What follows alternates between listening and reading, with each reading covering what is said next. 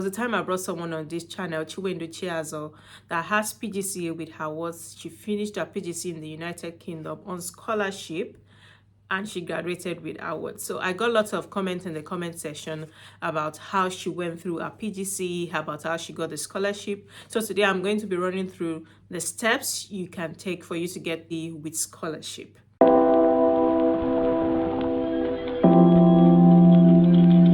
Hello guys, you're welcome back to my channel. My name is Omowumi and you're welcome back. On this channel we talk about teach abroad, life abroad. If this is the kind of content you would like to watch, please stick around, join the family, subscribe, like and share the video for someone that needs to watch this. And if you're a returning subscriber, you are amazing. You're welcome back, guys. So when I went through the comment section about people asking the steps to take for you to get into PGCE with scholarship, whereby it will be fully funded, you would your tuition fees will be paid, and you also get living your living cost will be covered as well. You'll be given accommodation, you'll be given monthly allowance so that can sustain you throughout your program. So there are steps for you to take, and these are the steps we're going to run through in today's video. The first step you need to take is to research the PGCE options and program. Do you want to go for PGCE primary? You have to decide that even before you think about going or applying for scholarship. So do you want to go for PGCE primary or you want to go for PGCE secondary? Meanwhile, if you don't know, these are not the same. So if you want to be a teacher in the primary or you want to be a teacher in the secondary, so you need to research your options and then you need to stick with one you want to go for before you even start the application at all. Yeah, so you also need to choose the subjects you want to teach. If you're choosing PGCE primary, well, you tend to teach the subjects in the primary section, like mathematics, like English, like English and like sciences as well. For subjects like languages, they have a language teacher in the primary, yes. But when it comes to sciences, maths, English, and some other subjects, you will be the one to teach. So yes, primary might not be subject-based, but when it comes to secondary, then it has to align with the subject you want to teach. Do you want to teach maths? Do you want to teach physics?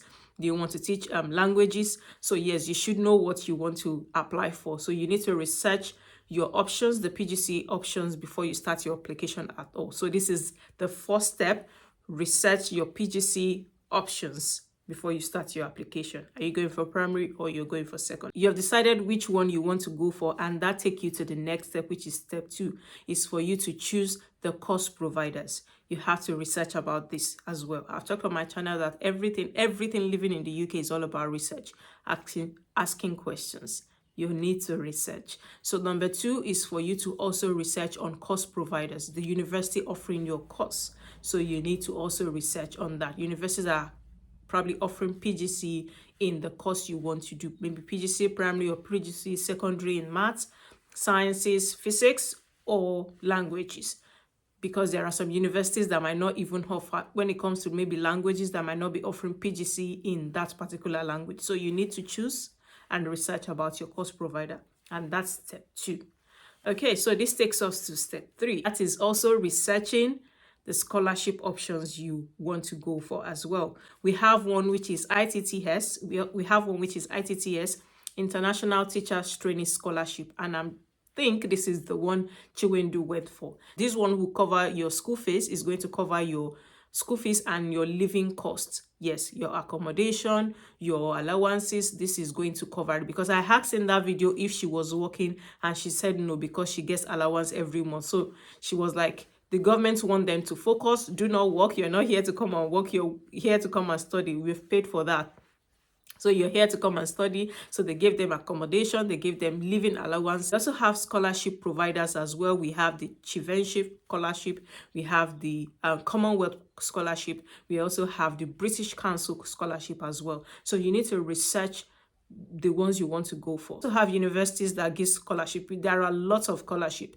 Even if you're not coming for your PGCE, there are universities that offer scholarship in the particular course you want to go for. For example, some universities can offer you as high as £5,000, can offer you as high as half of your school fees. Yes, scholarship, depending. Some will say you need to have like a second class upper, some will say you need to have like a minimum of second class upper or a first class for you to get this scholarship. So some will say, okay, like a minimum of 2-2, which is second class low. So this takes us to step 4, which is the entry requirement.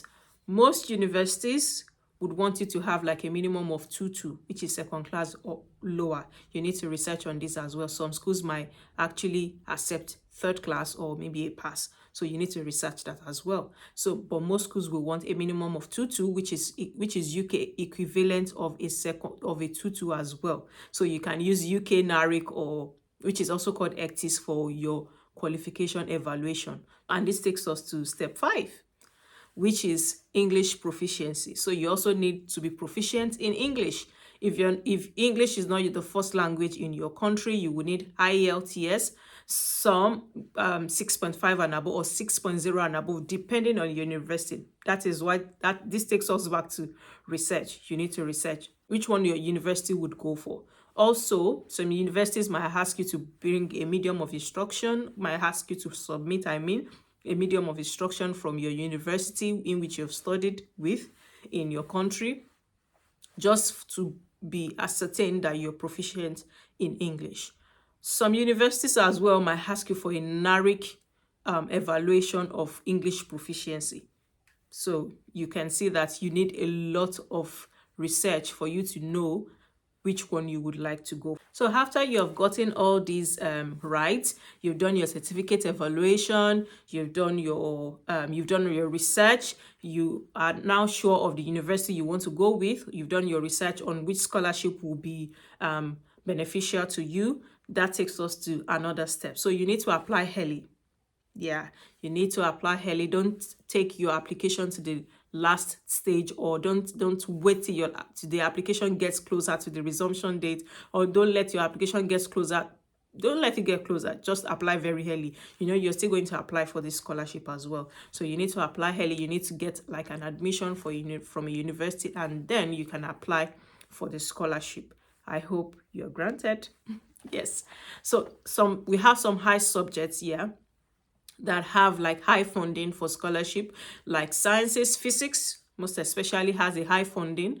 Mathematics has a high funding. Physics has £27,000 high funding. Math has £25,000, and languages, when we talk about German, Spanish, French, also has 25,000 funding. So you might want to consider, if your subject is in line with this subject I've talked about, you might want to consider going for a PGCE in this subject, because you have a high chance of getting scholarship, getting funding in this subject. Part of your application procedure is for you to write a personal statement. So you need to write a good personal statement. You need to talk about your teaching skills. Yes, and for those that I've seen this question in my comment sections as well. For those that are asking if you can apply if you already have QTS, because there's an assessment route. There are several routes to get QTS. This one I'm talking about PGCE with QTS, or maybe assessment only route, or you're getting your QTS with other routes as well, but you want to still go through PGCE, because I can tell you for a fact that PGCE is the best. Yes, you're going to be trained. You have your placement per teachers training. I've actually had this in my comment section, that if I already have my QTS and I want to go for PGCE, which is with QTS, what do I do? Now, in your application, in your personal statement, please, because it is counted as fraud if you don't tell your provider that you already have QTS, because you cannot have two QTS. So you need to explain to your provider that you already have QTS and you want to come to the UK to also train, that you want like the physical training, you want to be exposed to classroom observation, you want to expose to proper training. If your provider wants you to come in, they are going to approve that, but you already told them in your personal statement that you already have your QTS. But if you hide that, that is counted as fraud. So it's best you don't even try to hide that information from your provider. So after you have written your personal statement, you have applied, you need to prepare for interviews. Some schools, some course providers would want you to do like an interview whereby they will ask you questions about classroom observation, classroom behavior, behavioral management in the classroom, some teaching skills. They are going to ask you those questions. So you can go online and search for questions you can be asked in your interview. For those that have no educational background and you're scared to jump into PGCE, we also have something we call pre-PGCE foundation.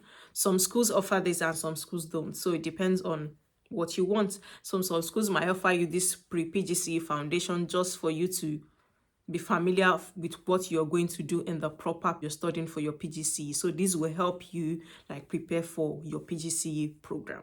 Okay, so now you've applied, your course provider has accepted you, you've been issued your CAS. Your CAS is what you'll be issued by your course provider, by your university. You've gotten your scholarship, you've applied for your scholarship and you've been granted. You have applied for your visa and you have been granted. What do you do next? This is what we call pre-departure preparation. Now you need to go online. You need to check about the UK curriculum, the national curriculum, read about it, teacher standard, read about it, research about anything you can research about, at least below that. Yes, research about a lot of things before you get into the United Kingdom. We also have what we call post-graduation obligation. So there are some scholarship that will want you to go back to your country. Yes. Some scholarship want you to go back to your country, especially the one with Commonwealth Chieftainship. They want you to go back to your country. They also have one like the ITTS. That one, you don't need to go back to your country, but you need to get a job that will offer you visa sponsorship so that you can continue to stay and teach in the United Kingdom. And we all know with some subjects, visa sponsorship is actually very easy if you can pass your PGCE year and you are determined. Subjects like physics, maths, languages, sciences, yes, if you can pass your PGCE, visa sponsorship might be very easy for you to get. Okay, so I also have some tips for you. Though you already done your research, you already know what you want, but I just have some tips to chip in as well. So you might want to consider going for some specific subjects in high demand. Yes, you might want to consider that. If it's in line with your subject area, you might want to consider going for that as well. In your personal statement, it's best you talk about any teaching experience you have. Yes, even if it's online tutoring, any teaching experience you have whatsoever, it is best you talk about that in your personal statement. And also when you're trying to apply, contact universities. Don't contact just one, contact several universities, and then you see the options you want to go for. Contact them, ask for their scholarship offers. Yes, research. Ask for their scholarship offers, contact several universities, and then you can then go with the one you would love to go with, or the one with the best offer. When you get in, you need to network, join teachers group on Facebook, on Twitter, on Instagram, on WhatsApp group. So these are the steps for you to get PGCE with scholarship in the United Kingdom. Thank you so much for watching up till this moment, and I will see you in my next one. Bye guys.